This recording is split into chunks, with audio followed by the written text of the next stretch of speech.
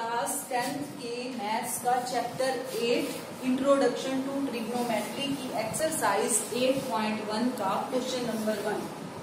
Question number 1 में हमें क्या दिया हुआ है, त्रिभुज ABC हमने बनानी है जिसमें कोण भी क्या है, समकोण। समकोण का मतलब 90 डिग्री। बी पर कितने डिग्री का एंगल बनेगा, 90 डिग्री। जब भी आपको ये कहा जाए कि बी समकोण है, जो भी कहा जाए, ए समकोण कहा जाए, बी समकोण कहा जाए या सी समकोण कहा जाए, जिसको समकोण कहा जाएगा उस पर कितने डिग्री का एंगल बनाओगे, 90 डिग्री का। ठीक है, तो मैंने एक त्रिभुज बना ली ABC जिसमें बी पर कौन सा कोण है, 90 डिग्री। ये हमें दिया हुआ है। हमें AB भी दिया हुआ है 24 सेंटीमीटर और BC भी दिया हुआ है 7 सेंटीमीटर। हमने निकालना है साइन A cos A और सेकंड पार्ट में साइन C cos C।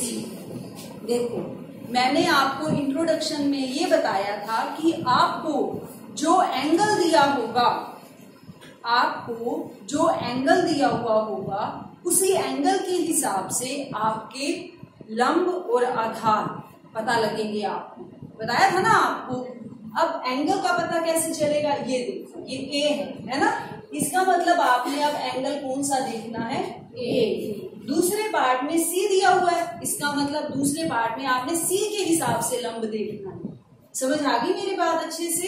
देखो, फर्स्ट पार्ट में हमें एंगल A दिया हुआ है, तो इसका मतलब एंगल A के सामने वाला क्या होगा, कर्ण। लंब नहीं, कर्ण नहीं, फिर से वही गलती। एंगल A के सामने क्या होगा, लंब। तो लंब को आप L का नाम भी दे सकते हो या P का भी नाम दे सकते हो। L का मतलब लंब, इस वजह से मैं L लिखती हूँ, और लंब को क्योंकि परपेंडिकुलर कहते हैं इंग्लिश में, इसीलिए P भी लिख सकते हो आप। ठीक है, आपको जिससे याद हो जाए आप वो नाम दे दीजिए। अब हमें ये पता है कि 90 के सामने हमेशा कर्ण होता है। ठीक है, हम B पर क्या दिया हुआ है, 90 डिग्री, और B के सामने कौन सी भुजा है, AC क्या हो गया, कर्ण। इसको आप K भी लिख सकते हो। अगर जिसको हाइपोटेन्यूज याद रह जाए तो वो H भी नाम दे सकता है। ठीक है, अब ये भुजा हमें दी हुई है 24, ये भुजा दी हुई है 7, ये भुजा नहीं दी हुई। ठीक है, ये क्या है, कर्ण। अब हमें निकालना है साइन A और कोस A। साइन A का फॉर्मूला होता है लंब बटे कर्ण, तो हमारे पास कर्ण तो है ही नहीं। और कोस का फॉर्मूला क्या होता है, आधार बटे कर्ण। ठीक है, तो कर्ण तो हमें पहले निकालना पड़ेगा। ठीक है ना, तो इसलिए हम पहले क्या निकालेंगे, AC। ठीक है, तो पहले आप क्या यूज करोगे, पाइथागोरस प्रमेय, ताकि हम क्या निकाल सके, AC। ठीक है, तो पाइथागोरस प्रमेय से, पाइथागोरस प्रमेय से क्या होती है, पाइथागोरस प्रमेय,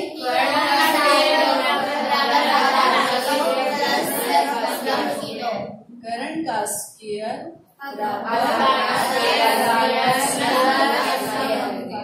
प्लस लंब का स्क्वायर। ठीक है, ये सबको याद होनी चाहिए। इसको क्या कहते हैं, पाइथागोरस प्रमेय। ठीक है, अगर आपने आधार निकालना हो, चाहे लंब निकालना हो, चाहे कर्ण निकालना हो, हमेशा आपने यही फॉर्मूला लगाना। ठीक, अब कर्ण क्या है, AC। ठीक है, तो AC का स्क्वायर, आधार क्या है, AB का स्क्वायर। आधार को इंग्लिश में क्या कहते हैं, बेस। ठीक है, और लंब क्या है, BC का स्क्वायर। ठीक है, अब AB तो हमें दिया हुआ है 24 का स्क्वायर, BC कितना दिया हुआ है 24 को 24 से गुना करो 576।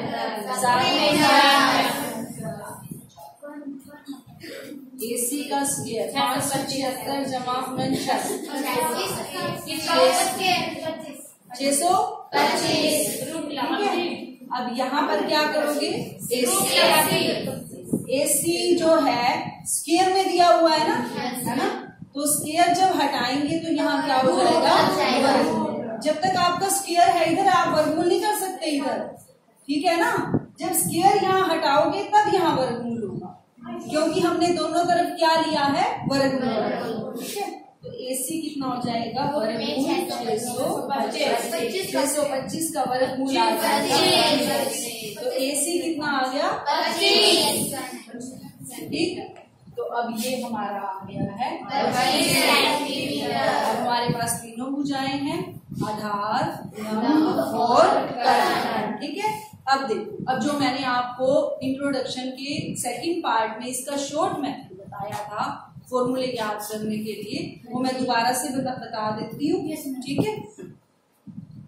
क्या था वो फॉर्मूला, लाला आम है ना, ठीक है। ऊपर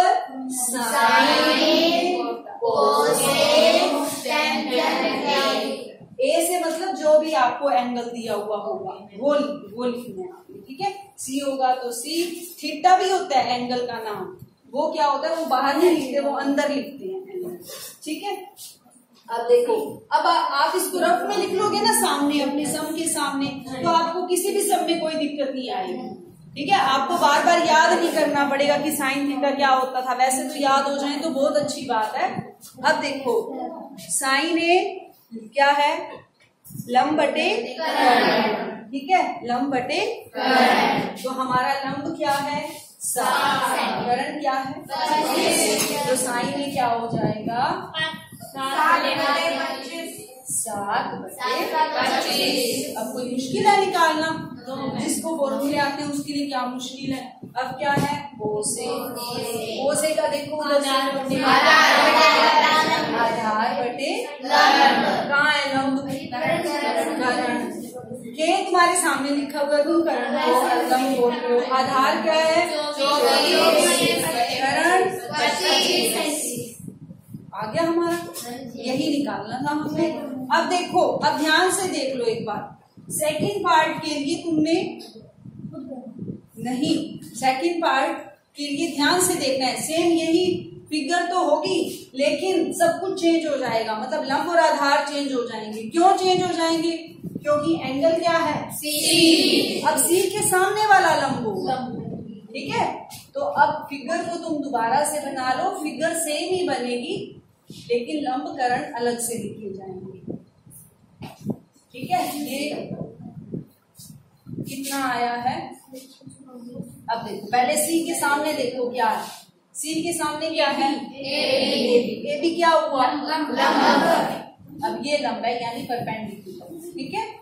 और ये हमेशा ही कर्ण रहेगा, इसमें चेंज नहीं करना क्योंकि ये 90 के सामने है, हाइपोटेन्यूज या फिर कर्ण, और ए के सामने क्या है बेस यानी आधार, ठीक है।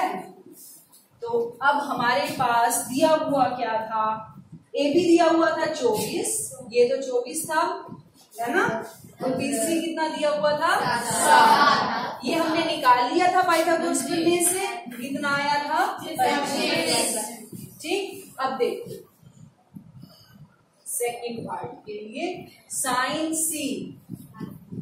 सी लंब बटे कर्ण, फॉर्मूला तो वही रहेगा ना, लेकिन लंब क्या है अब ए बी, पहले हमने क्या लिखा था, यहाँ लिखा नहीं, लंब बटे कर्ण लिख दिया था ना, यहाँ आप लिख सकते हो। यहाँ हमारा लंब कौन सा था, ये BC, यहाँ BC था ना हमारा लंब, और कर्ण क्या था AC, ठीक है।